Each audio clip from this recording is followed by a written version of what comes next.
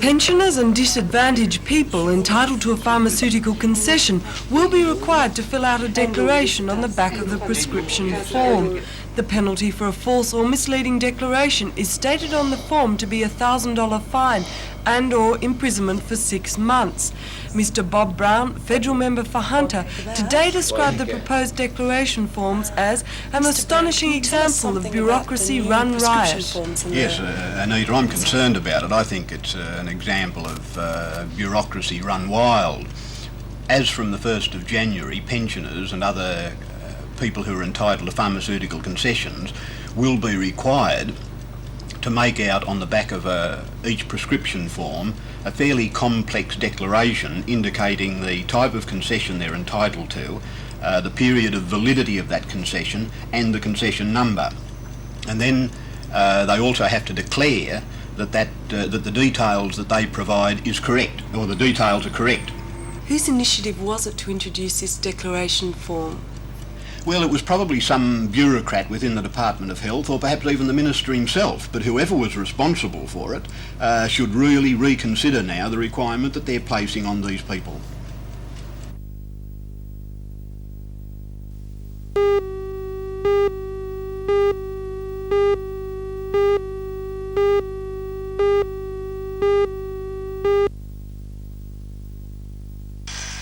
"104 companies responded to the survey, which showed an overall drop in the number of tradesmen employed since July this year of 3,177.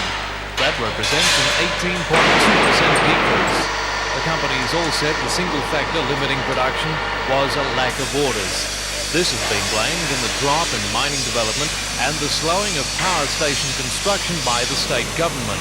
63.5% of companies surveyed said the order book trend would deteriorate in the new year. According to the Vice President of the Metal Trades Industry Association, Mr. Ron Robson, the hardest hit have been the apprentices. For a start, that of the apprentices that were put on last year, there'll only be 20% of that number put on this year, and that's quite alarming when you think of the number of school leavers we'll have coming out of schools at the end of year 10. Well, what sort of numbers are we talking of? Well, last year the companies surveyed put on something like 1,000 apprentices.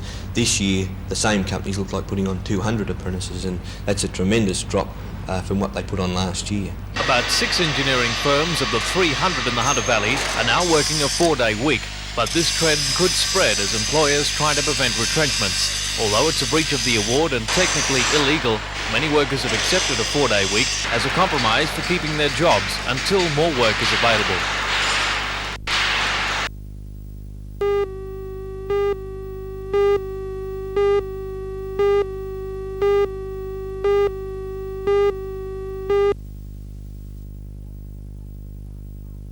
The accident happened at about 5 o'clock yesterday afternoon.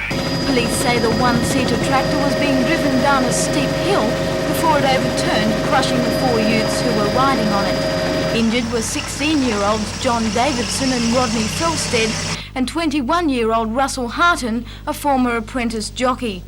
Felstead and Harton are in intensive care at the Royal Newcastle Hospital after undergoing emergency surgery late last night.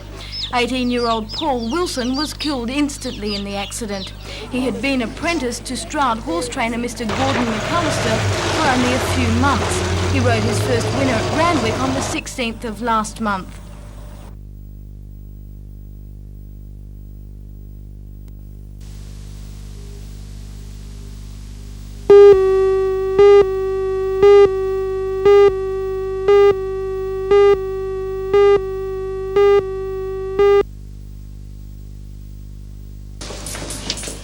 The title fight is between the Tongan champion Marley Hamona, the #1 contender, who weighed in at 100 kilograms at midday today. Prince Larry Tattoo at 101 kgs. The Prince is the Samoan champion. The legendary trainer, Ernie McQuillan, will be at ringside tonight. You're up here for the fight tonight? Yes, I've got Marley Hamona, like young Ernie, my son, you know, he's going in the corner and that. But Marley Hamona, he's a strong, tough fella. Geez, big lad. Oh, big fella. Strong, tough fella. Will he beat Prince Larry? I think so. He beat him last time. Well, he stopped him in 7 rounds. I reckon he'll stop him again tonight. Gee, they hit hard, these big blokes, don't I'll they? say that. While I had the opportunity, I asked Ernie who had been his best fighter of his 57 champions. Well, they've got to say Patrick, because he could fight. He was a lightweight and he could beat heavyweights, I'd say. But then the war was on, it was hard to get fights, you know. Sure, interrupted his career then. Yeah, it did, If yeah. it hadn't been for the war, he may have gone all the way. World champion. Yeah. He was that good. He was that good, yeah.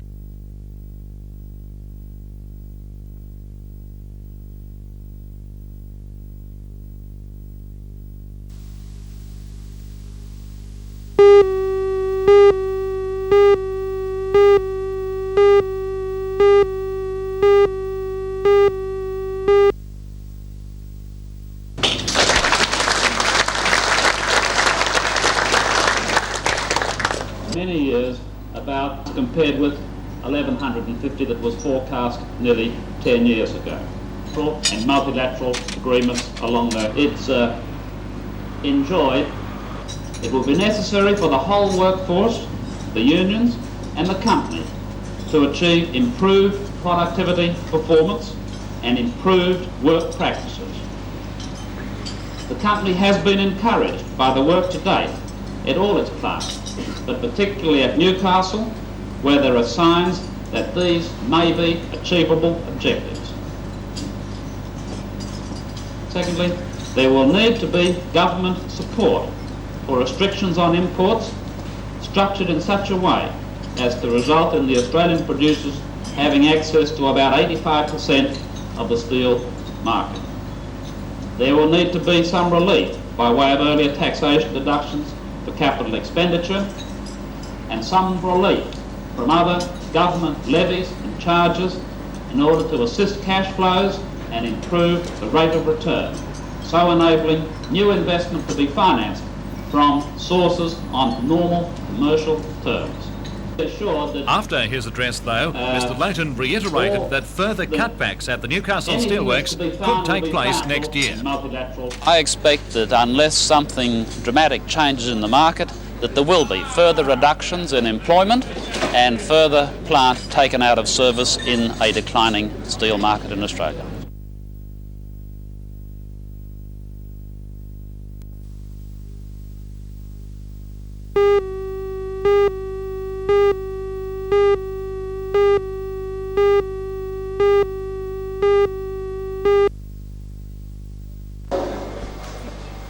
Displays of fundamental scientific principles and modern technology were on show at Newcastle University today. The idea behind the proposed centre is to get people of all ages involved in science and to arouse their curiosity. Tim Roberts, a senior lecturer of biological science at the university, is one of the organisers. It's an idea which will be to set up a science and technology centre in Newcastle, a place where people can come and interact with science, learn how all of the instruments and the things they use at home really work. So a lot depends on the response of the people coming here tonight to Supernova. Absolutely. We have been working for the last year to get it to this stage. We're going to spend next year in a small building on the university campus, open to the public, but really tonight we are looking for people to get behind the concept of Supernova and actually to start working, to build modules, to help us with our running next year and also to help us with fundraising and ideas.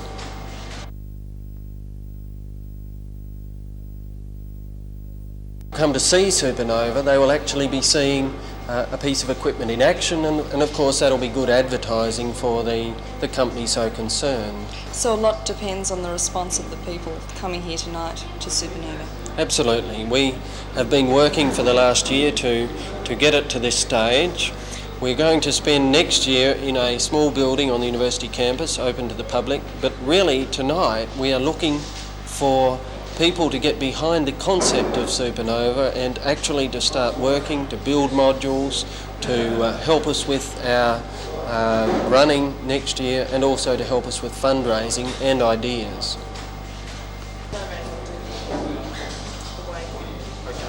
Let's do that. Did you see the signs out the front? Supernova yes, sign? yeah. We cut them out of polystyrene with a little...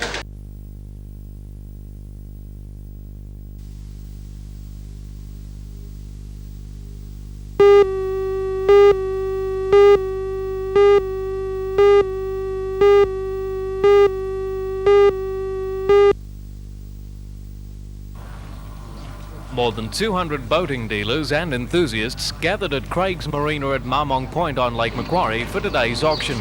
More than 50 lots were up for bidding, from this tiny jet ski to the largest motor cruiser. Buyers came from as far as Queensland and Victoria for the auction, in which almost half of the lots were sold. The 12-metre ferry MV Ronan, owned by the New South Wales Health Commission, reached a bid of $31,000, but this was well below the reserve. Negotiations are now underway with an operator of a Sydney charter ferry service. Ronan was the centre of controversy 18 months ago, when it was claimed the boat was being used for recreational purposes by government officials. 27 and a half. That's 27 and a half against the stripes at 27 and a half, 28. That's 28 and a half.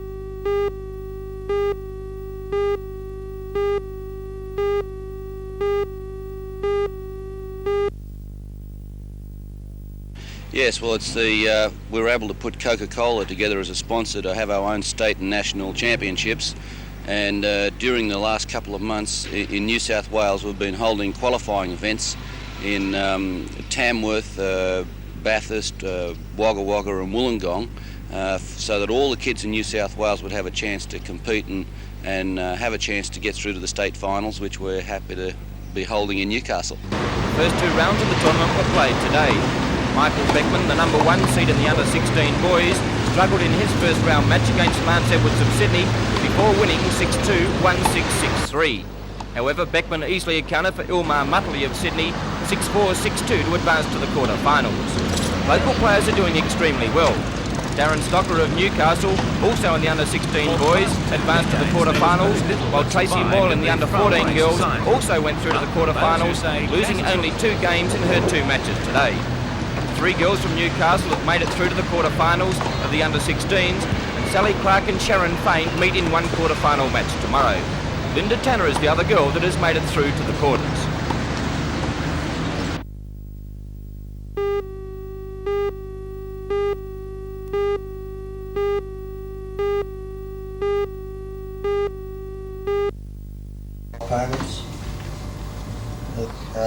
About 30 unemployed metal workers turned up for the meeting called by their union, and the problems they presented for discussion varied from help with overdue finance company payments to alleged discrimination against union activists now seeking work. Basically, however, the meeting made it clear that what's wanted is work, and in that direction little could be promised. Those people that came today really emphasised what they're here about, that they're seeking work. That was one of the main points they're here. They're here looking for work. Unfortunately, we didn't have any jobs to give them, but we're looking to provide what assistance we can in that area for them. How much support do you think you'll get from your members who are working? Is there still a bit of a blow you Jack, I'm all right attitude, since they're working and they're not worried about others that aren't? I think that's at a midway point. I think up till recent time there has been a large amount of that. The situation's changing, and I think one of the main roles of this committee is to change that attitude and to bring it out into the open. The situation of the unemployed are not unemployed because they want to be, they're unemployed because there are no jobs, and there are going to be fewer jobs next year. In another move, metal workers will take part in a right to work rally in Sydney tomorrow, leaving BHP and tube makers in chartered buses at 8:30 in the morning.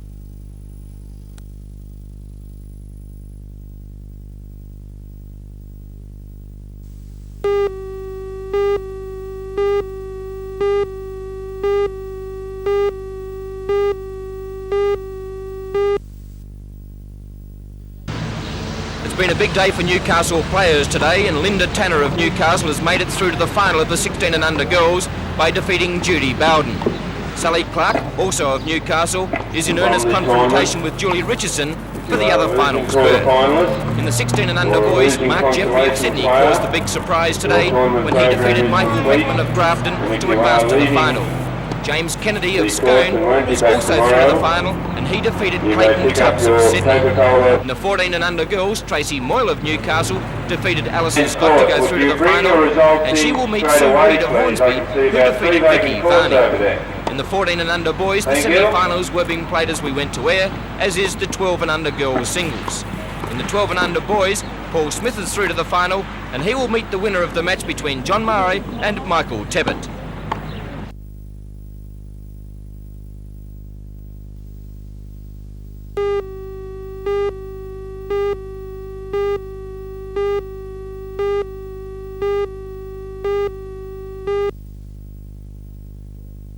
I think the present board has shown a credible record in that area, because the first or financial year that they were in office, the result was that our expenditure budget was under by $500,000, and so, you know, that's a good result.